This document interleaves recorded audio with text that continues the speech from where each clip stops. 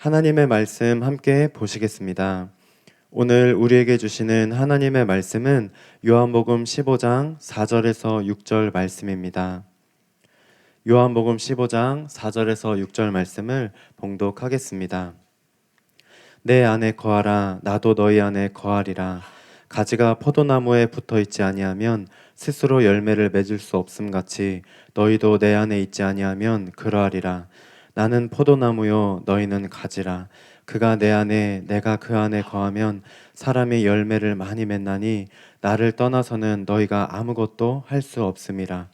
사람이 내 안에 거하지 아니하면 가지처럼 밖에 버려져 마르나니 사람들이 그것을 모아다가 불에 던져 사르느니라. 아멘. 이제 사랑하는 교회 수석 부목사님이신 김동욱 목사님께서 나오셔서 예수님께 반드시 붙어 있어야 할 이유라는 제목으로 하나님의 말씀 선포해 주시겠습니다. 네, 오늘 말씀 전하기 전에 우리 옆에 있는 분과 이렇게 인사 나눴으면 좋겠습니다. 예수님이 우리 성도님을 참 사랑하십니다. 우리 이렇게 옆에 있는 분에게 인사 한번 건네주세요. 네, 여러분들을 예수님이 참 사랑하세요. 설교하기 전에 이거를 여러분 꼭 아셔야 합니다.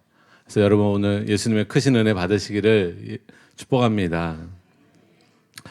우리가 지난 시간에 예수님이 참 포도나무이시고 우리가 가지라는 것을 배웠습니다. 오늘은 예수님께 반드시 붙어 있어야 할 이유에 대해서 여러분에게 말씀을 드릴게요. 이대진인데요. 우리는 예수님께 붙어 있어야 합니다. 담임 목사님께서는 우리가 예수님께 꼭 붙어 있어야 할 이유에 대해서 다음과 같이 말씀해 주셨습니다. 잘 들어보세요. 우리가 예수님의 가지라는 사실은 가슴이 저릴 정도로 소중한 진리입니다. 가지가 나무로부터 분리되면 생명을 소유하거나 유지할 수가 없습니다. 나무로부터 공급되는 수액과 즙이 가지의 모든 잎과 싹과 꽃과 열매의 근원이며 생명을 유지할 수 있는 힘입니다. 그래서 가지는 나무에서 베어내면 곧 시들고 죽어버립니다. 마찬가지로 예수님의 가지들인 우리들 역시 우리 자체 안에 생명이나 힘 또는 영적 능력을 가지고 있지 않습니다. 믿음 안에서 우리들이 소유하고 있는 모든 것은 예수님에게서 옵니다. 우리는 예수님으로부터 끊임없이 은혜와 도움과 능력을 공급받아서 현재의 우리가 되며 우리가 영적으로 느끼는 것을 느끼고 우리가 행하는 것을 행하는 것입니다. 그러므로 우리는 자신의 구원에 대하여 절망하고 또 자신은 결코 천국에 이르지 못할 것이라고 생각할 필요가 없습니다. 성도는 자신의 힘과 능력으로 무엇을 이루는 자가 아닙니다. 우리의 뿌리는 그리스도이시며 그리스도 안에 있는 모든 것은 우리의 유익을 위한 것입니다. 그러므로 우리는 최선을 다해 주께 붙어 있어야 합니다 라고 말씀해 주셨어요. 여러분 마음에 깊이 공명되신 줄 믿습니다. 우리가 예수님의 가지라는 사실과 예수님이 나의 포도나무요 나의 뿌리라는 사실은 여러분 담임 목사님께서 표현하신 것처럼 가슴이 저릴 정도로 소중한 진리입니다. 세상에 이런 말이 있어요. 기는 놈 위에 뛰는 놈 있고 뛰는 놈 위에 나는 놈 있고 나는 놈 위에 붙어 다니는 놈 있다 이런 말이 있어요. 여러분 이 말에 보면 누가 제일 강한 자예요? 뛰는 놈이 아니에요. 나는 놈이 아니에요. 나는 놈 위에 붙어 다니는 놈이에요. 근데 여러분 우리 성도가요 바로 붙어 다니는 자입니다. 성도는 항상 예수님께 붙어 있는 사람이에요. 그래서 예수님께 붙어 있기 때문에 예수님 안에서 항상 강할 수 있습니다. 여러분이 무력하다고 여러분이 지혜가 없다고 낙심할 필요가 없어요. 예수님을 진짜 의지하면 예수님으로부터 새 힘과 새로운 능력이 여러분에게 공급이 되는 줄 믿으시기 바랍니다. 사람은 자꾸 도와달라고 하면 귀찮아하지요. 근데 예수님은 그렇지 않아요. 예수님은 쉬지 말고 기도하라고 말씀하고 있어요. 언제든 하나님의 은혜의 보좌 앞에 나오라고 말씀하고 있어요. 사람은 아무리 가족이어도 자꾸 뭘 부탁하면 귀찮아합니다. 그러나 여러분을 사랑하시는 주님은 절대로 여러분이 기도할 때, 간구할 때, 부탁할 때 외면하지 않으시고 귀찮아하지 아니하시고 귀 기울이시는 좋으신 하나님인 것을 여러분 믿으시기 바랍니다. 그래서 항상 여러분 쉬지 말고 기도하는 저와 여러분 되기를 원합니다. 에덴 동산에서 아담이 범죄한 이후에 인간은 하나님 보시기에 진정한 선행을 할 수 없는 존재가 돼버렸어요. 다시 말하면 타락해버렸어요. 이 사실을 모르고 다른 종교 종교들은 이렇게 말합니다. 선을 행하라. 그러면 선하게 될 것이다. 선행만을 강조해요. 그러나 선행으로 구원받을 사람은 단 한 사람도 없습니다. 우리는 다 타락했기 때문에 우리의 인생이 죄를 안 짓고 선행 가운데 계속 살아갈 수가 없어요. 그리고 이미 죄를 지은 죄인이 선행을 좀 했다고 선하게 인정받지 못합니다. 그러나 기독교는 다른 종교와 다릅니다. 이렇게 가르칩니다. 그리스도 안에 거하라. 그러면 선하게 될 것이다. 다시 말하면 누구든지 그리스도 안에 있으면 새로운 피조물이 된다고 가르치고 있습니다. 죄인이 노력한다고 자기가 바뀌지 않는다는 거예요. 굿수인이 흑인이 아무리 세수를 많이 한다고 백인이 되지 않는 것처럼 흑인으로서 죽고 백인의 부모로서 다시 태어나야 피부가 하얘질 수 있는 것처럼 여러분 누구든지 그리스도 예수 안에서 예수님과 함께 죽고 예수님과 함께 부활해서 새로운 피조물이 되어야만 우리는 새로운 인생을 살 수 있습니다. 고린도후서 5장 17절에 이것을 말하고 있는데 우리 같이 한번 읽어보겠습니다. 시작. 그런즉 누구든지 그리스도 안에 있으면 새로운 피조물이라. 이전 것은 지나갔으니 보라 새 것이 되었도다. 다시 말하면 회개하고 예수님을 임금과 구주로 믿어서 거듭난 우리는 예수님께 접붙임이 되어서 새로운 피조물이 된 것입니다. 그래서 우리는 그리스도 예수 안에서 의로운 존재가 된 것이에요. 예수님께 붙어 있으면 그래서 접붙임 받을 뿐만 아니라 계속 붙어 있게 되면 의의 존재가 되었을 뿐만 아니라 이제는 의의 열매를 맺으며 의롭게 살아갈 수 있습니다. 이 세상에서 마음에까지 이르러 의롭게 살 수 있는 사람은 크리스찬밖에 없어요. 근데 크리스찬들도 원래는 죄인인데 우리의 힘으로 의롭게 살 수 없는 자인데 우리가 예수님께 붙어 있음으로 말미암아 예수님께 접붙임으로 말미암아 예수님 안에 있는 성령의 은혜가 성령의 능력이 우리 안에 부어져서 저와 여러분이 의의 열매를 맺을 수 있습니다. 성경은 우리가 주님께 붙어 있어야 할 이유를 4가지로 말씀하고 있는데요. 우리가 한번 살펴보도록 하겠습니다. 첫째로 우리가 주께 붙어 있어야 할 이유는 뿌리의 진액을 함께 받기 위해서입니다. 로마서 11장 16절에서 18절입니다. 우리 같이 한번 읽겠습니다. 시작. 제사는 처음 익은 곡식 거룩한즉 떡덩이도 그러하고 뿌리가 거룩한즉 가지도 그러하니라. 또한 가지에 얼마가 꺾였는데 돌갓나무인 내가 그들 중에 접붙임이 되어 창 감람나무 뿌리의 진액을 함께 받은 자가 되었은즉 그 가지들을 향하여 자랑하지 말라. 자랑할지라도 내가 뿌리를 보존하는 것이 아니요 뿌리가 너를 보존하는 것이니라. 이 말씀처럼 여러분 예수님께 접붙임을 받고 주님께 붙어 있어야 주님으로부터 진액을 함께 받을 수 있습니다. 여기 창감나무 뿌리에 진액을 함께 받는 자가 되었은즉 라고 말하고 있죠. 그래서 이 진액을 받아야 저와 여러분이 새로운 피조물로 거듭날 수가 있고 하늘나라의 상속권자가 될 수가 있습니다. 그러므로 우리는 반드시 예수님께 접붙임을 받아야 할 뿐만 아니라 예수님께 계속 붙어 있어야 합니다.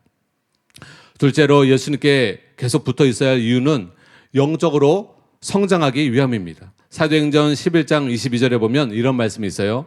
그가 이르러 하나님의 은혜를 보고 기뻐하여 모든 사람에게 굳건한 마음으로 주와 함께 머물러 있으라 권하니 라고 말하고 있습니다. 바나바는 새로 회심한 자들에게 굳건한 마음으로 주와 함께 머물러 있으라고 권하고 있습니다. 이 말씀을 개역 한글 번역으로 보면 굳은 마음으로 주께 붙어 있으라 라고 해석하고 있어요. 왜냐하면 주께 견고하게 붙어 있어야 생명을 유지할 수 있는 길인 동시에 그 생명을 더 풍성하게 할 수 있는 비결입니다. 포도나무에 가지가 붙어 있어야 살 수 있을 뿐만 아니라 가지에서 가지가 계속 성장할 수 있고 열매 맺을 수 있다는 것입니다. 그래서 예수님께 믿음으로 붙어 있는 자만이 영적 생명을 유지하고 영적으로 계속 자라날 수 있습니다. 셋째로 우리가 주께 붙어 있어야 할 이유는 찍힘을 당하지 않기 위해서입니다. 로마서 11장 22절에 보면 이런 말씀이 있어요. 그러므로 하나님의 인자하심과 준엄하심을 보라. 넘어지는 자들에게는 준엄하심이 있으니 너희가 만일 하나님의 인자하심에 머물러 있으면 그 인자가 너희에게 있으리라. 그렇지 않으면 너도 찍히는 바 되리라. 많은 사람들이 일단 접붙임을 당하여 예수님의 가지가 된 자는 구원받은 사람은 절대로 찍히는 일이 없다고 착각을 합니다. 그러나 성경은 그렇게 말하고 있지 않아요. 예수님께 접붙임을 받아도 믿음으로 제대로 붙어 있지 않으면 찍히는 바가 되는 것입니다. 믿음으로 제대로 붙어 있게 되면은 이 나무로부터 성령의 진액이 올라옵니다. 그리고 성령의 진액이 올라오면서 열매를 맺어요. 근데 가지가 제대로 붙어 있지 않게 될 때 성령의 진액이 올라오지 않기 때문에 아름다운 열매를 맺을 수가 없습니다. 열매 맺지 않는, 좋은 열매 맺지 않는 가지는 찍혀 불사름이 되리라 라고 예수님이 이미 말씀하셨고, 지금 로마서에서 사도 바울도 이렇게 말씀하고 있는 거예요. 성경은 분명 신약의 그리스도인들에게 너도 찍히는 바 되리라 라고 경고를 줍니다. 누가 찍힘을 받느냐? 바로 주님께 온전히 믿음으로 붙어 있지 않는 자입니다.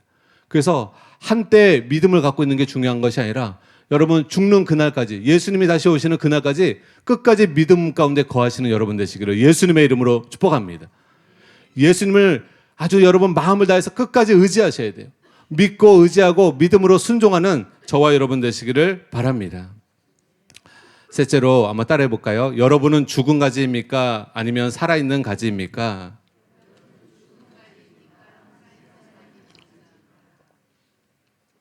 요한복음 15장 1절에서 2절 말씀 우리 같이 한번 읽겠습니다. 시작.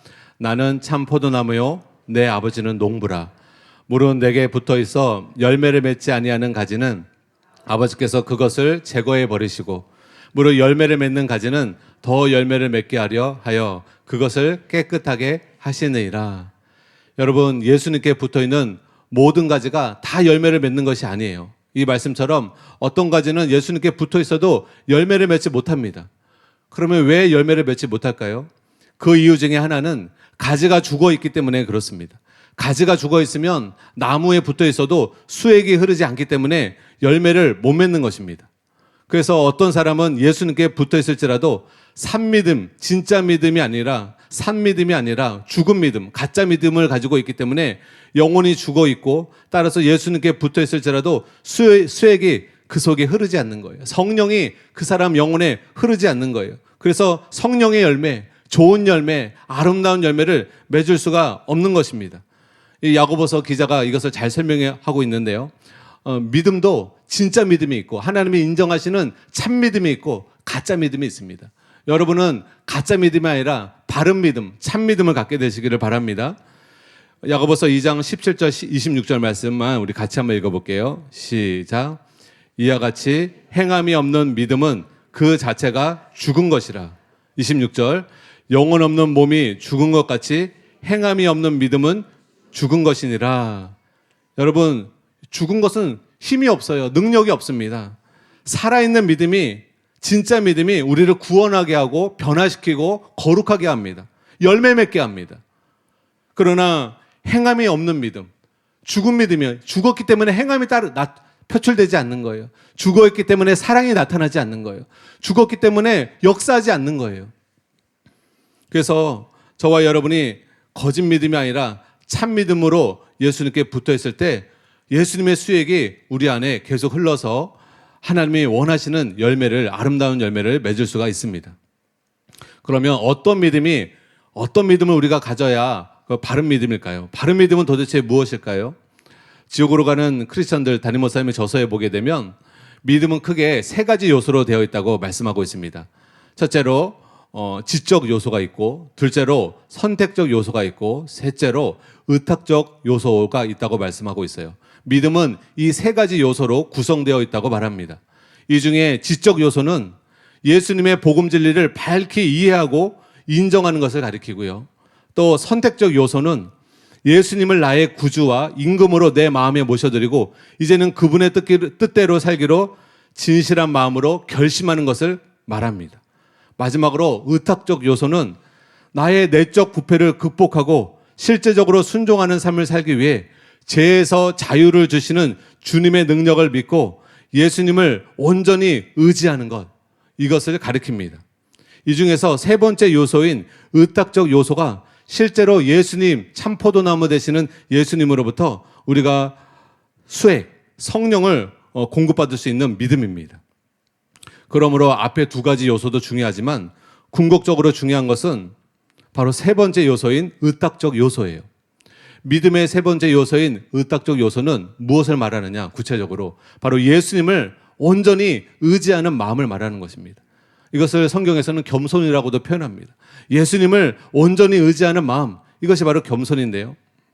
바로 자신을 의탁하는 것은, 자신을 하나님께 의탁하는 것은, 자신의 삶을 하나님께 의탁하는 것은 오직 겸손한 사람만이 할 수 있습니다. 여러분이 지금 교회에 오셨죠? 왜 오세요? 하나님께 여러분의 삶을 의탁하고, 여러분의 인생을 의탁하고, 하나님께 여러분의 영혼을 의탁하고, 하나님께 여러분의 가족과 여러분의 자녀들을 의탁하고 의지하기 위해서 나오신 것입니다. 기도하기 위해서 나오신 것입니다. 그리고 하나님 뜻대로 살기 위해서, 하나님 말씀을 알기 위해서 나오신 것입니다. 그래서 여러분이 이런 겸손한 마음으로 나오셨기 때문에 하나님의 은혜가 부어지는 것이에요.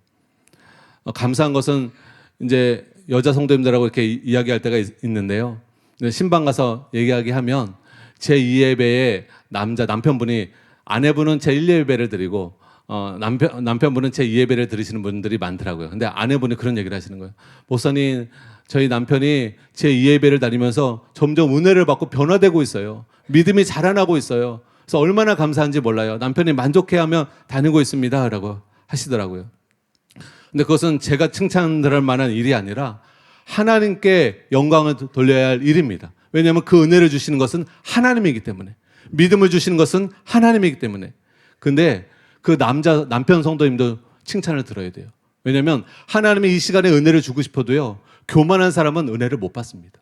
교만한 사람은 기도해도 은혜를 못 받습니다. 그러나 우리 남편분들이, 여기 계신 남자분들이 은혜를 받고 계시다는 것은 그 마음이 자기를 의지하는 것이 아니라 하나님을 의지하는 마음이 있기 때문에, 하나님을 겸손하게 의지하는 마음으로 기도하고 하나님을 겸손히 의지하는 마음으로 말씀에 귀 기울이기 때문에 은혜가 부어지는 거예요. 그냥 은혜 부어지지 않습니다. 야고보서 기자는 야고보서 4장 6절에 이런 말씀하고 있습니다. 우리 큰 소리로 한번 같이 읽겠습니다. 시작. 그러나 더욱 큰 은혜를 주시나니 겸손한 자에게 은혜를 주신다 하였느니라. 아멘.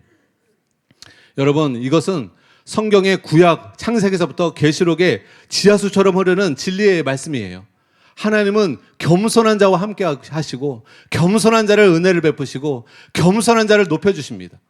또 반대로 하나님은 교만한 자를 물리치시고, 교만한 자를 낮추시고, 교만한 자가 멸망하게 된다고 성경은 말씀하고 있습니다. 세상 사는 삶 속에서도 이번에 어느 축구 선수가 선배에게 대들었죠. 안 됩니다.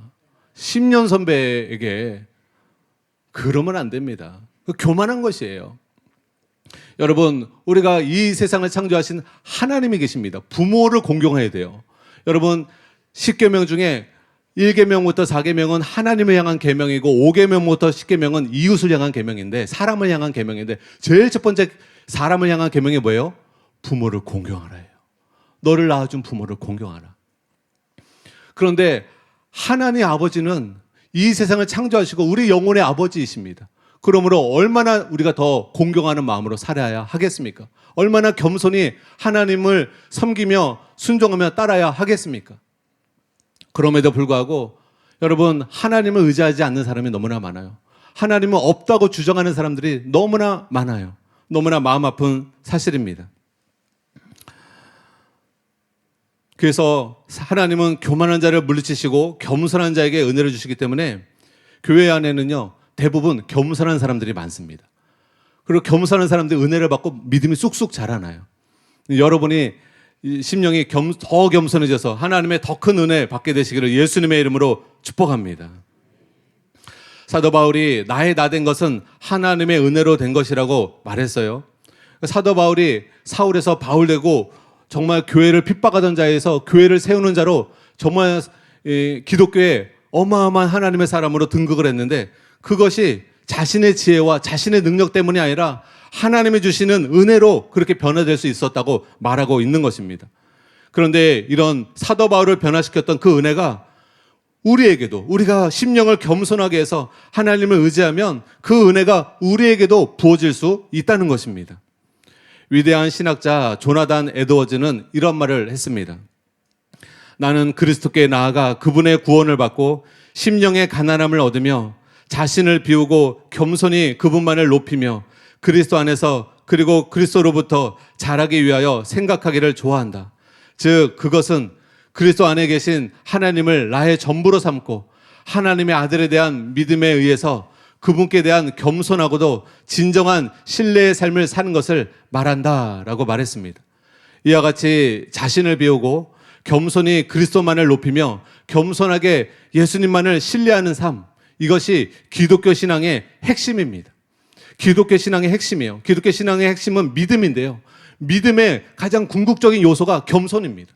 그래서 여러분이 하나님을 믿는 것은 기독교 진리를 머리로 수긍하는 것뿐만 아니라 예수님을 나의 구원자와 임금으로 모셔드릴 뿐만 아니라 그 예수님을 철두철미하게 의지하며 의탁하며 그분께 나의 삶을 의지하며 의탁하며 살아가는 삶이 바로 기독교 신앙입니다.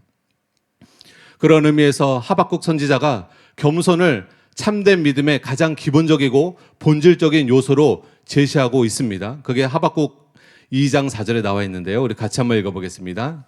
시작. 보라, 그의 마음은 교만하고 그 속에서 정직하지 못하나 의인은 그의 믿음으로 말미암아 살리라. 여러분, 불신자는요 대부분 교만합니다. 하나님을 의지하지 않아요. 그래서 불신앙의 저변에는 교만이 자리 잡고 있습니다. 반대로 신앙을 제대로 가진 사람은요 그 마음에 겸손이 자리 잡고 있습니다. 불신자들이나 무신론자들은 기본적으로 하나님을 의지하지 않고 자신의 지혜나 자신의 능력을 의지하고 살아갑니다.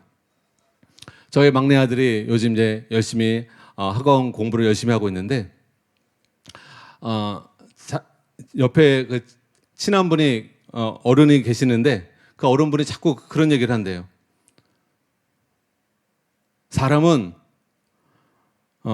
어른이니까 얘기해 주는 건데, 너에게 얘기해 주는 건데, 이 세상에 믿을 만한 사람은 아무도 없어. 인생은 어차피 혼자야. 너 자신만을 믿고 살아가야 돼. 너 자신만을, 너를 키워야 돼. 너 자신만을 믿고 살아가. 저희 목사 아들에게 그런 말을 해줬다는 거예요. 볼 때마다 해준다는 거예요. 그래서 제가 그랬어요. 아들아, 그 말에 귀 기울이지 말아라. 그러면 망한다. 너만 의지하고 살면 넌 망한다. 그러나 에노가 네 이름처럼 하나님을 믿고 동행하거라. 하나님만 의지하고 살아가거라. 하나님께 기도하며 살아가거라. 항상 하나님을 의지하거라. 그러면 하나님이 너에게 은혜를 베풀어 주실 거야.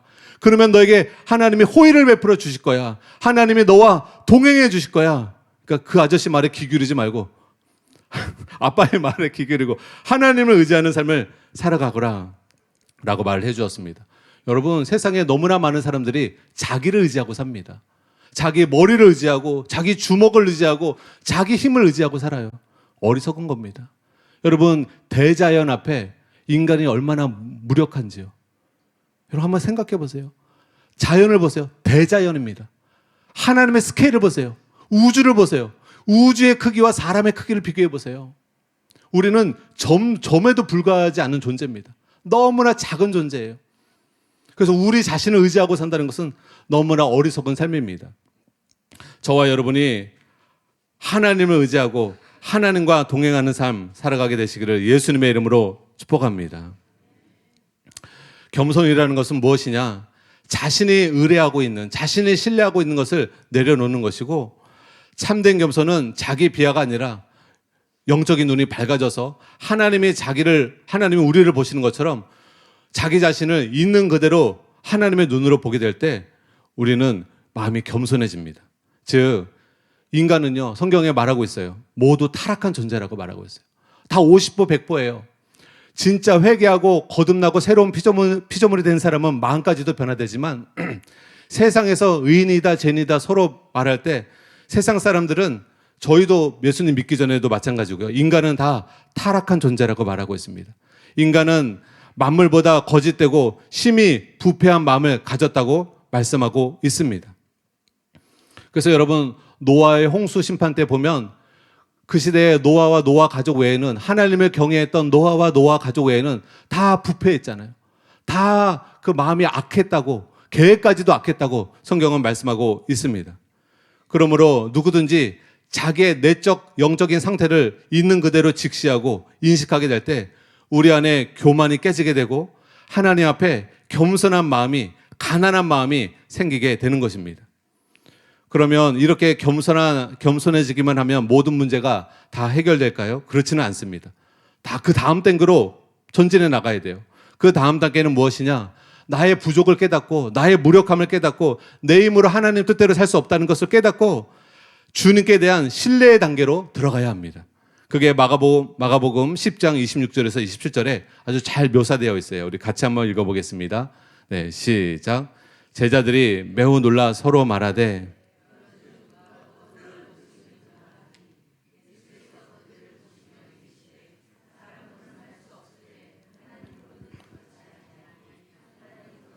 다 하실 수 있느니라. 아멘. 여러분, 죄에서 구원받는다는 것은 사람으로서는 할 수 없어요. 예수님 지금 말씀하시잖아요. 사람으로서는 할 수 없다.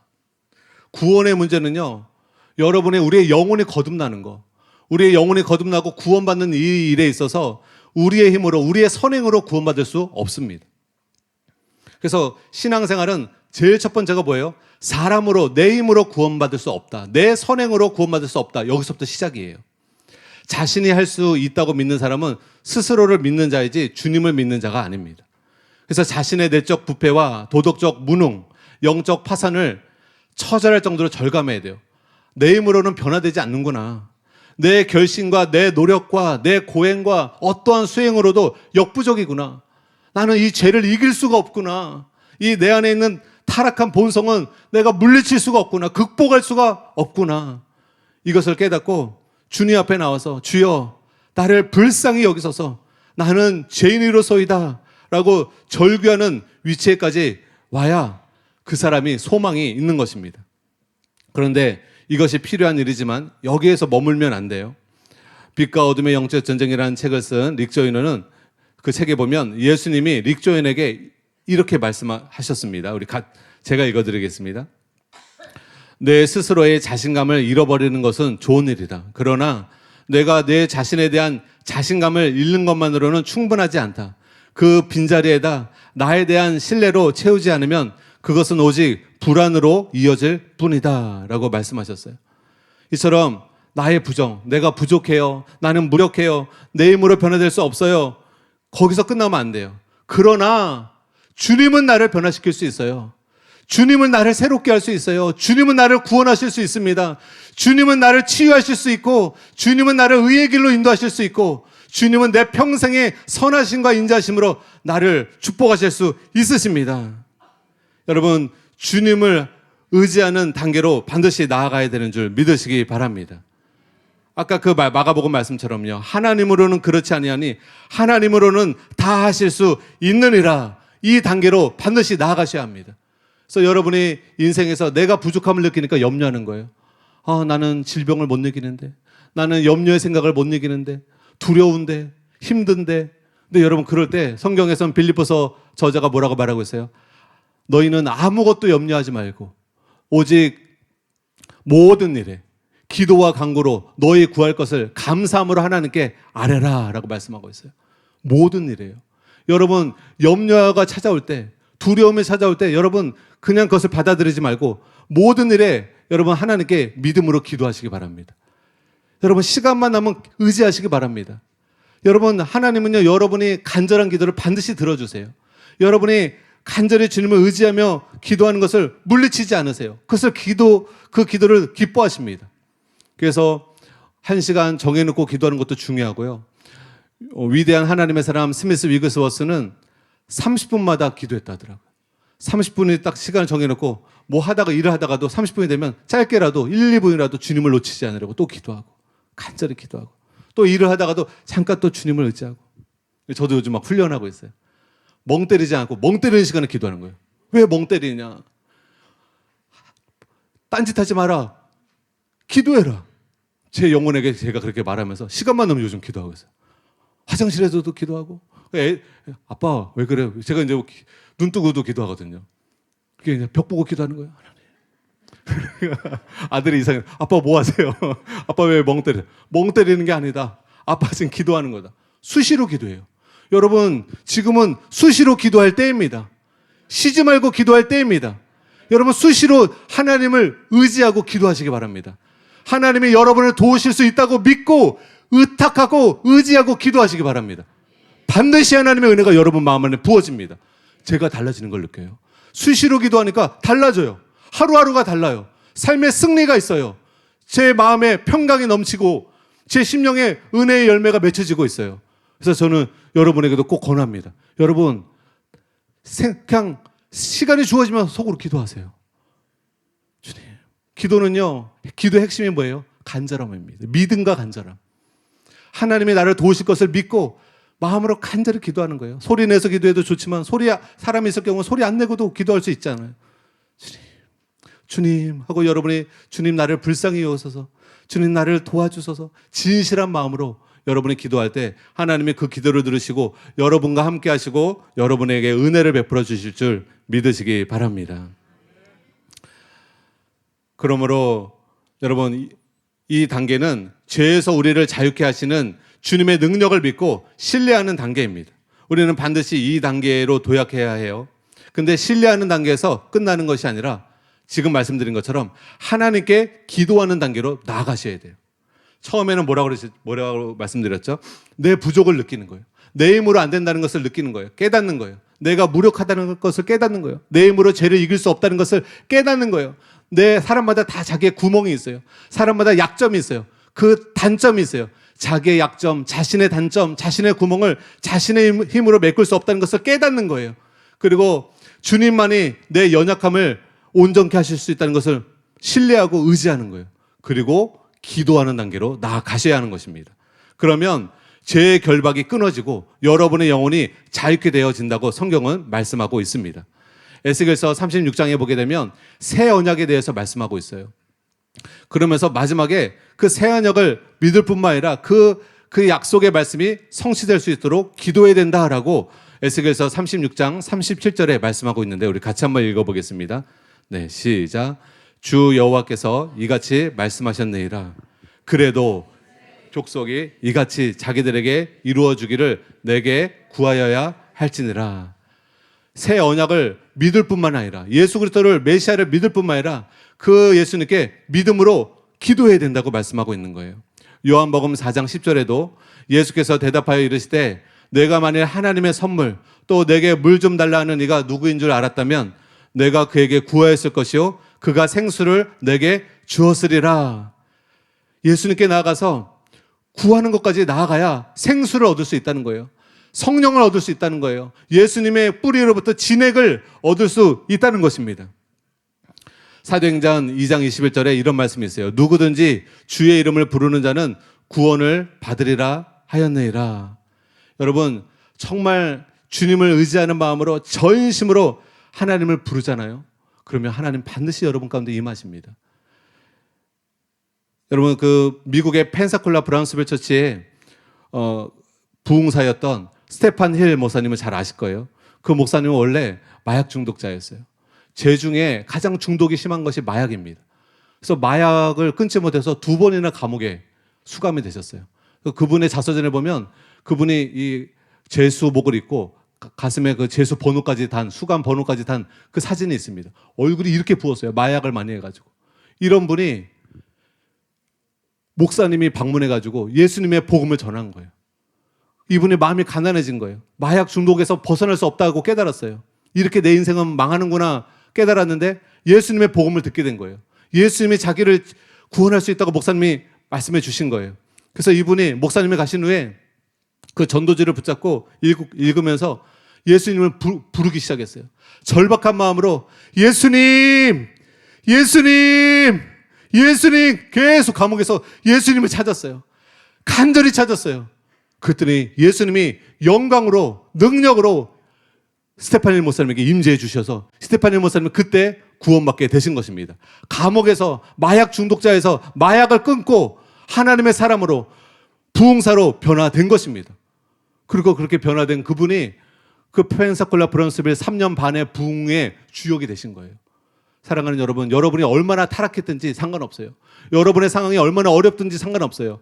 여러분, 주님의 이름을 간절히 부르는 여러분 되시기를 예수님의 이름으로 축복합니다. 성경에서 이렇게 말하고 있어요. 하늘에서 하나님께서 사람을 찾는데 온 땅을 두루 살피사 전심으로 자기를 향하는 자들을 찾으셔서 그에게 능력을 베푸신다고 성경은 말씀하고 있어요. 지금도 하나님은 온 땅을 두루 살피면서 누가 나에게 전심으로 나를 부르짖는가, 누가 나를 간절히 의지하는가, 누가 간절히 내 이름을 부르고 있는가, 여러분 주님이 살펴보고 계시는 줄 믿으시기 바랍니다. 기도할 때 옆에 사람 의식하지 마세요. 그 뭐가 중요해요? 하나님만 의식하며 하나님께 전심으로 여러분 주님을 의지하며 나아가는 여러분 되시기를 예수님의 이름으로 축복합니다. 성경에 보면 소경 거지 바디메오가 나오죠. 이번에 김옥경 목사님께서도 부흥회 때 말씀해 주셨죠. 사람들이 바디메오가 눈이 안 보이니까 오랜 날 소경으로 살아갔어요. 근데 예수님의 소문을 들었어요. 예수님은 모든 질병을 고치신다는 것을 들었어요. 소경 거지 바디메오가 그 예수님으로부터 치유받을 수 있는 것은 예수님께 가까이 나가야 되는데 예수님이 눈이 안 보니까 어디 보이는지 모르잖아요. 예수님이 어디 계시는지 몰라요. 지나갈 것 같은 거예요. 예수님이 나를 그냥 지나칠 것 같은 거예요. 예수님을 놓칠 수가 없는 거예요. 그러니까 바디메오가 다윗의 자손 예수여 나를 불쌍히 여기소서.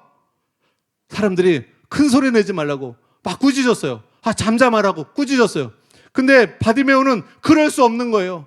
자기는 눈을 뜨고 싶은 거예요. 근데 자신의 눈을 뜨게 해줄 수 있는 분은 예수님밖에는 없는 거예요. 예수님만이 자신의 눈을 뜨게 해줄 수 있는 거예요. 그래서 사람들이 뭐라 하건 상관없이 더 큰 소리로 다윗의 자손 예수여 나를 불쌍히 여기소서 큰 소리로 외쳤더니 예수님이 그 소리에 반응하십니다. 예수님이 그 부르짖음에 반응하십니다. 사람들은 그 바디메오를 야단쳤는데 큰 소리 쳤다고 꾸짖었는데 잠잠하라고 꾸짖었는데 예수님은 그를 내게로 데려오라고 말씀하십니다. 그리고 그의 눈에 더 이상 그 질병에서 벗어날 수 있도록 눈이 떠질 수 있도록 기도해 주시고 눈이 떠지게 되십니다. 눈이 떠지게 되죠.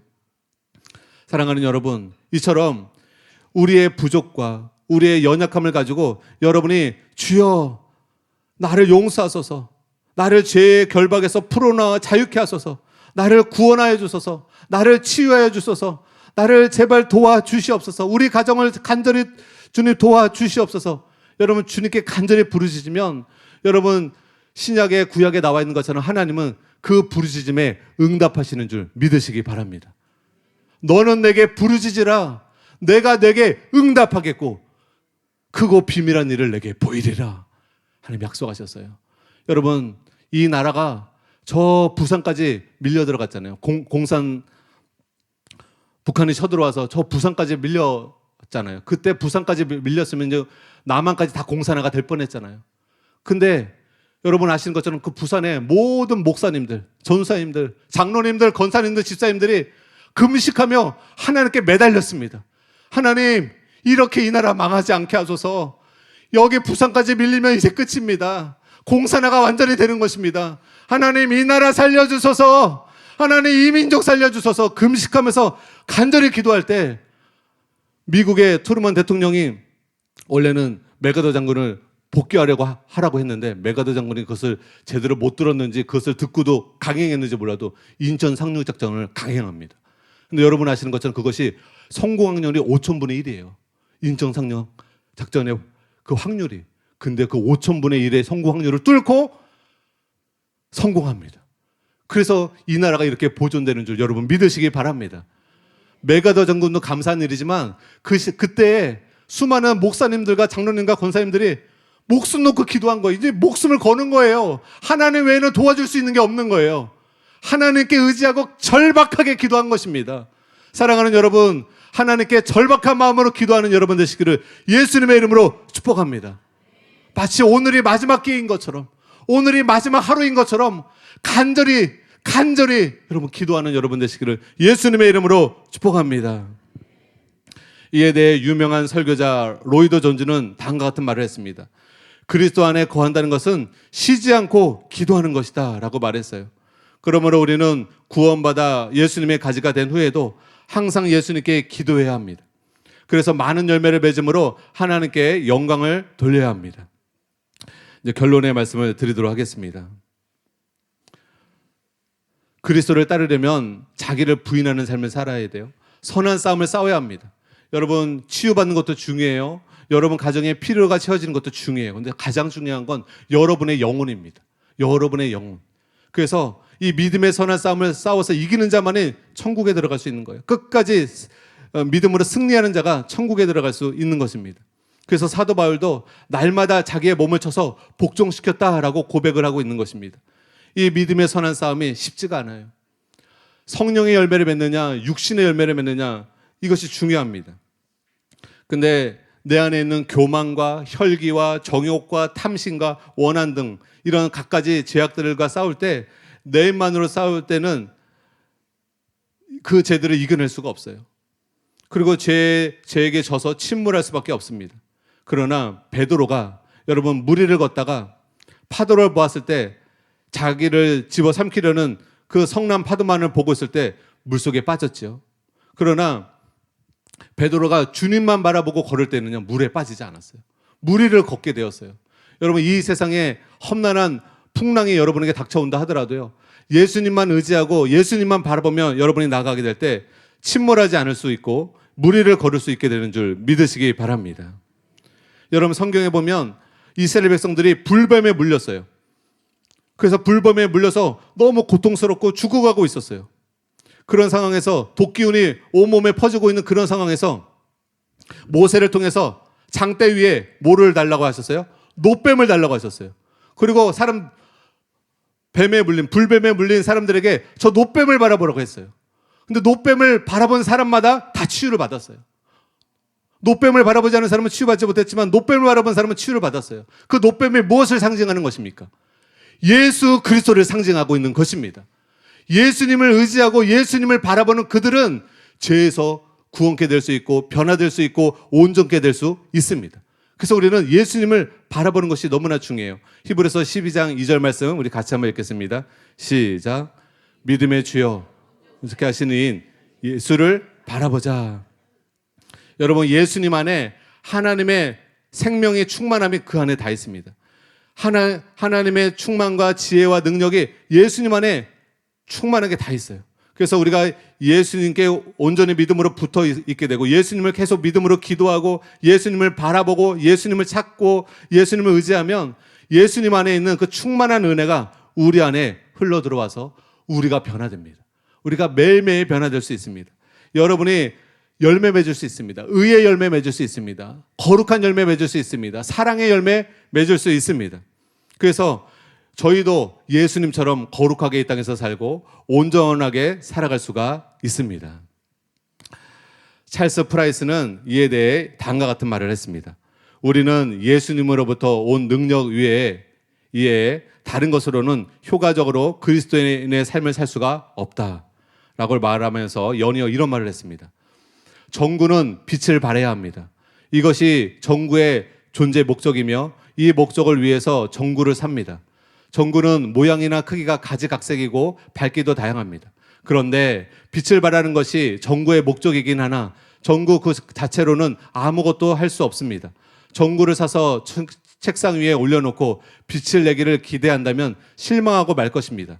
빛을 내도록 만들어지기는 했지만 정구 스스로는 다시 말하면 독립적으로는 빛을 낼 수가 없습니다. 정구는 전원에 연결되었을 때라야 빛을 발하도록 만들어졌습니다. 정구를 쟁반 위에 두었을 때 빛을 발하지 않는다고 해서 정구 자체에 무슨 결함이 있는 것은 아닙니다. 정구는 그렇게 해도 빛을 발하도록 만들어진 것이 아닙니다.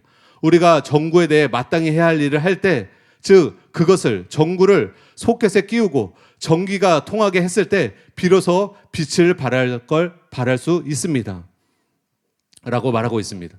마찬가지로 인간은 그 속에서 우리 속에서 하나님이 임재하시고 그리고 주님으로 말미암아 성령의 능력이 임하게 될 때 비로소 성경에서 말하는 주님을 닮은 그런 사람으로 주님을 닮은 인생으로 살아갈 수가 있습니다. 사랑하는 여러분, 누구도 포도나무 되시는 참 포도나무 되시는 예수님께 분리된 인간은 여러분 전원으로부터 분리된 정구만큼 무력할 수밖에 없어요. 죄에 대해서 무력할 수밖에 없어요. 그러나 하나님과 연합된 예수님과 연합된 인간은 예수님께 접붙임 받은 인간은 하나님이 기뻐하시는 열매를 맺으며 변화를 경험하며 하나님의 생명을 경험하며 살아갈 수가 있습니다.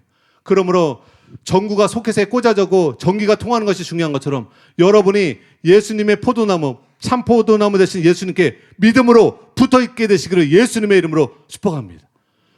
예수님께 딱 붙어 있어서 예수님 안에 있는 진액을 여러분이 날마다 공급받게 되시기를 예수님의 이름으로 축복합니다. 그러므로 이 시간 간절히 이 시간 기도하기 원하는데요. 첫째로는 하나님, 내 힘으로는 죄를 이길 수 없습니다. 내 힘으로는 질병을 이길 수 없습니다. 내 힘으로는 염려와 근심과 두려움을 이길 수 없습니다. 내 무능함을 인정합니다. 주님, 나의 죄를 회개합니다. 하나님, 나를 불쌍히 여겨주셔서 첫 번째 이렇게 기도하고, 두 번째는 그러나 주님, 내가 낙심하지 않습니다. 주님이 나를 새롭게 하실 수 있습니다. 주님이 내 마음을 변화시킬 수 있으십니다. 주님이 내 영혼을 거듭나게 하실 수 있으십니다. 내 질병을 고치실 수 있습니다. 내 문제를 해결하실 수 있습니다. 주님, 그것을 믿고 이 시간 간절히 기도합니다. 하나님, 역사하여 주시옵소서. 우리 이런 마음으로 이 시간 함께 통성으로 우리 5분간 같이 기도하겠습니다. 하나님 아버지, 이 시간 주님 앞에 나아갑니다. 나의 무능함을 깨닫고, 나의 한계를 깨닫고, 나의 연약함을 깨닫고, 하나님, 내 힘으로는 안 된다는 것을 깨닫고 절박한 마음으로, 간절한 마음으로 믿음의 주여, 온전케 하시는 이인 예수님을 믿음으로 바라보며 이 시간 나아갑니다. 아버지, 내가 비록 연약하고 부족하오나 주님은 전능하신 하나님이십니다. 주님은 불가능이 없으신 하나님이십니다. 모든 것이 가능하신 주님이십니다. 그러므로 주님만을 의지하며 나아갑니다.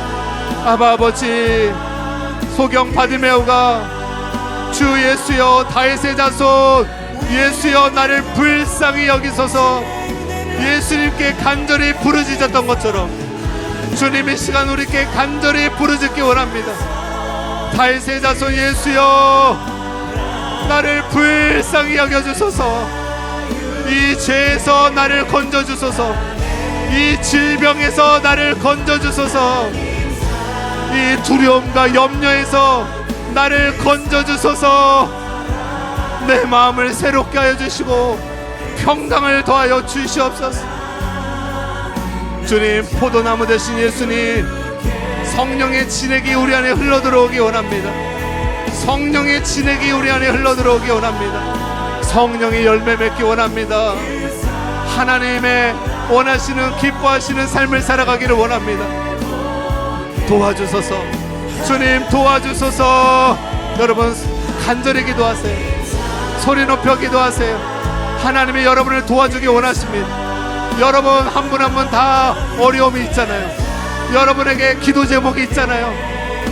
주님을 믿음으로 바라보면서, 주님, 나를 도와주세요. 나와 함께 해주시옵소서. 나의 손을 붙들어 주시옵소서. 능력의 손으로 나를 붙들어 주시옵소서. 주님은 나를 도우실 수 있습니다. 주님만이 나를 새롭게 하실 수 있습니다. 주님은 나의 모든 문제를 해결하실 수 있습니다.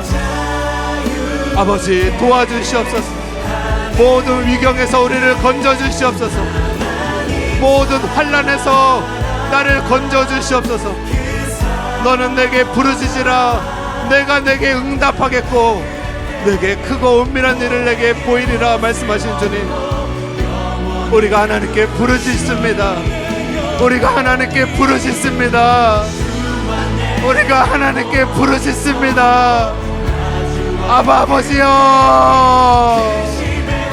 아바 아버지여, 나를 불쌍히 여겨주소서. 나를 불쌍히 여겨주소서. 하나님의 사랑의 품 안에 안아주소서. 우리 성도들을 안아주소서. 주님의 자비의 손길로 만져주소서. 주님의 은혜의 손길로 만져주소서. 주님의 은혜가 필요합니다. 주님의 은혜가 필요합니다. 주님의 은혜가 필요합니다.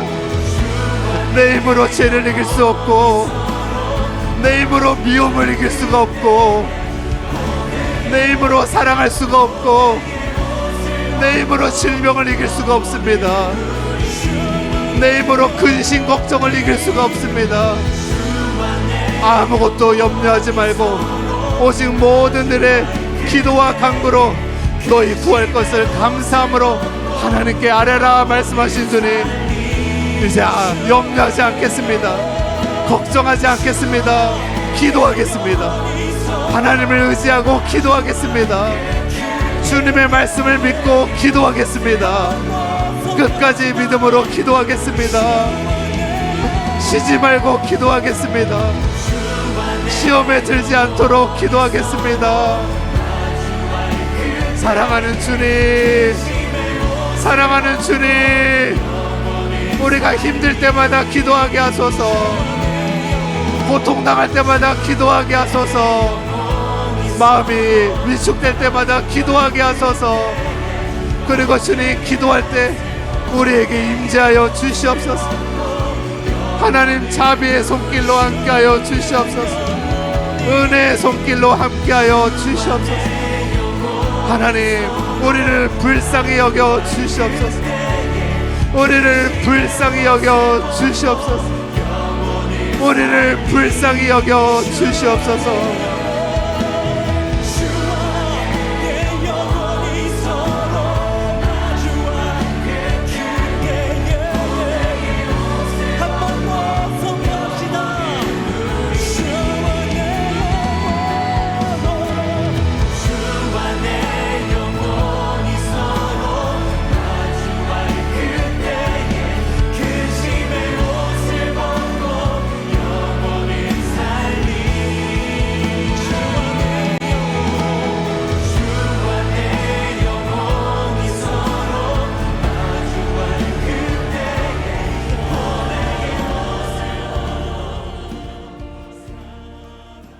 존귀하신 예수님의 이름으로 기도드렸습니다.